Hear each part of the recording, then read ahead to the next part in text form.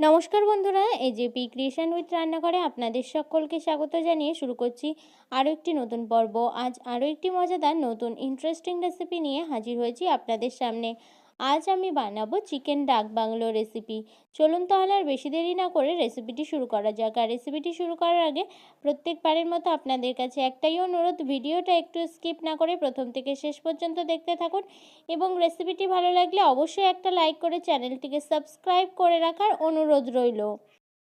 রেসিপিটি বানানোর জন্য আমি এখানে কিছু পরিমাণ চিকেন নিয়ে নিয়েছি। চিকেনটাকে কিন্তু ভালো করে আমি ধুয়ে পরিষ্কার করে রেখেছি।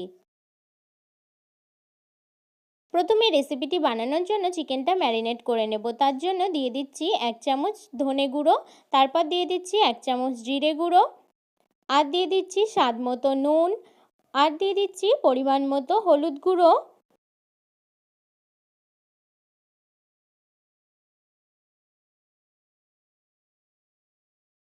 দিয়ে দিচ্ছি 1 চামচ লঙ্কা গুঁড়ো, দিয়ে দিচ্ছি কিছুটা পরিমাণ রসুন বাটা, তারপর দিয়ে দিচ্ছি আদা বাটা, দিয়ে দিচ্ছি 100 গ্রামের থেকে একটু বেশি টক দই,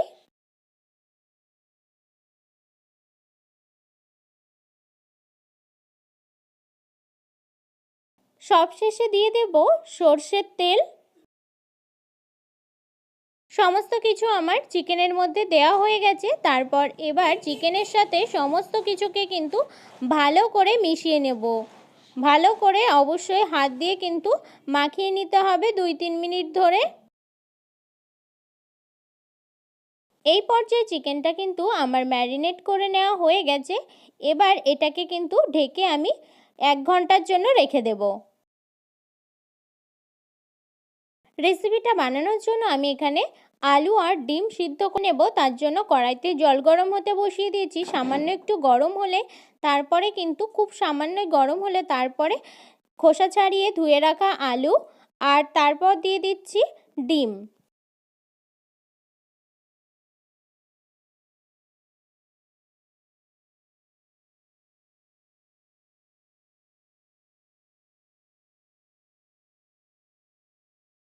এই পর্যায়ে আলু আর ডিমটা কিন্তু আমার দেওয়া হয়ে গেছে। দিয়ে দিচ্ছি সামান্য একটু নুন। এবার ঢাকা দিয়ে কিন্তু ডিম আর আলুটাকে সিদ্ধ হতে দেব। এই পর্যায়ে আমি ঢাকাটা কিন্তু খুলে নিয়েছি। আমার আলু আর ডিম সিদ্ধ হয়ে গেছে। আমি এবার জল ঝরিয়ে নেব।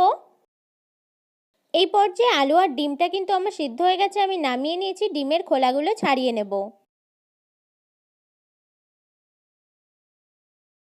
সিদ্ধ আলুগুলোকে ভেজে নেওয়ার জন্য আমি এখানে কড়াইতে তেল গরম হতে বসিয়ে দিয়েছিলাম। এই পর্যায়ে কিন্তু তেলটা আমার গরম হয়ে গেছে। আমি এবার সিদ্ধ করে রাখা আলুগুলো দিয়ে দেব। আলুগুলো ভেজে নেওয়ার জন্য এখানে দিয়ে দিচ্ছি স্বাদ মতো নুন আর দিয়ে দিচ্ছি পরিমাণ মতো হলুদ গুঁড়ো, দিয়ে আলুগুলোকে কিন্তু বেশ লাল লাল করে ভেজে নেব।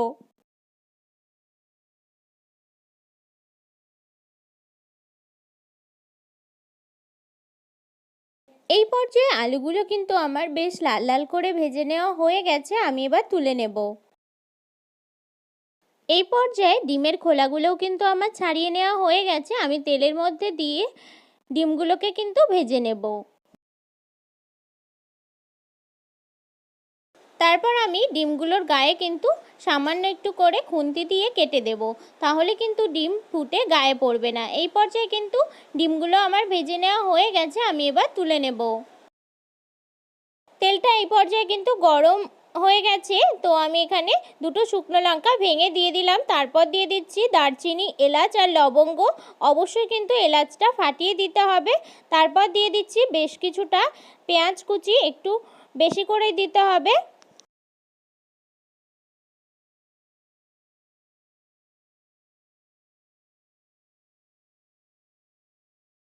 পেঁয়াজটাকে বেশ কিছু সময় ধরে কিন্তু ফ্রাই করে নিতে হবে। এখানে পেঁয়াজটা কিন্তু অনেকটাই নরম হয়ে এসেছে।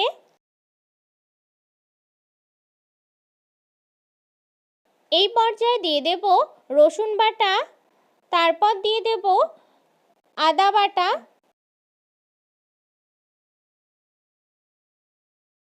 আদা রসুনের কাঁচা গন্ধটা চলে গেলে তারপর কিন্তু আমি এখানে দিয়ে দিচ্ছি টমেটো। একটু বড় বড় করে কিন্তু টমেটোগুলোকে আমি কেটে নিয়েছি।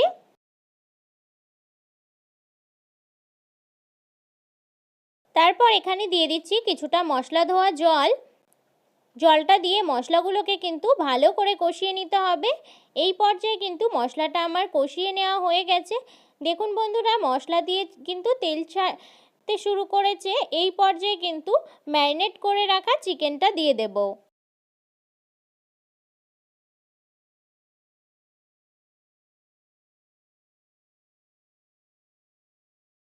চিকেনটা দেওয়ার পর মশলার সাথে কিন্তু ভালো করে বেশ কিছু সময় ধরে কষিয়ে নিতে হবে।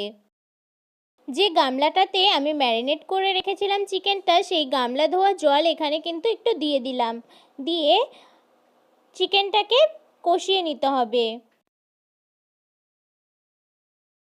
2-1 মিনিটের মতো একটু কষিয়ে নেওয়ার পর তারপর এখানে দিয়ে দিচ্ছি একটা ভাজা মশলা। এখানে গরম মশলা, গোলমরিচ, ধনে, জিরে একসঙ্গে ভেজে গুঁড়ো করে রেখেছিলাম, সেই ভাজা মশলাটাই কিন্তু এখানে দিয়ে দিলাম। দিয়ে কিন্তু আবারও কিছু সময় কষিয়ে নেব।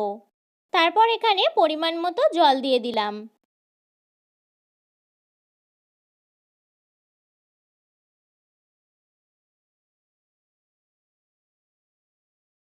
চিকেনটা ফুটে উঠতে শুরু করলে তারপর দিয়ে দেব ভেজে রাখা আলু আর ভেজে রাখা ডিম।